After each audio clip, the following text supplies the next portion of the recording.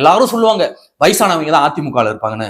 கூட்டத்தை பாரியா, வயசானவங்களோட இளைஞர்கள் பெண்கள் கூட்டத்துல அதிகம். அந்த 3ஆம் தலைமுறை களத்துல இறங்கிடுச்சு.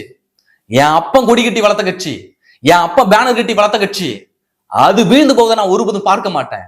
அதை ஆட்சியில அமர்த்தாம நான் ஓய மாட்டேன்னு சொல்லிட்டு அந்த ஒவ்வொரு 3ஆம் தலைமுறை இளைஞர்களும் இளைஞர்களும் ஒன்று கூடி இன்றைக்கு எடப்பாடி பழனிசாமி அவர்களை வரவேற்றுக்கிட்டு இருக்காங்க. அவ்வளவு பெரிய கூட்டம் பார்க்கும் போதே உண்மையை சொல்றேன், காசு கொடுத்தா அவ்வளவு பெரிய கூட்டத்தை கூட்ட முடியாது. அது பொதுமக்களாக இருக்கட்டும், அந்த கட்சியை சார்ந்தவர்களாக இருக்கட்டும், காசு கொடுத்தலாம் அவ்வளவு சீக்கிரம் அவ்வளவு எளிதில் இவ்வளவு பெரிய கூட்டத்தை கூட்ட முடியாது. ஆட்சி அதிகாரத்தில் இருக்கக்கூடிய மு.க. ஸ்டாலின் ரோட் ஷோ போறாரு, வெறும் ரோட பார்த்து கையாட்டிட்டு போறாரு. அது இப்ப முதலமைச்சரா இருக்கிறாரு. அப்ப எதிர்கட்சி தலைவர் எடப்பாடி பழனிசாமி அவர்கள் ரோட்ல போறாரு, கூட்டம் குவிது அவரை பார்க்கறதுக்கு, அவருடைய பேச்சை கேட்பதற்கு.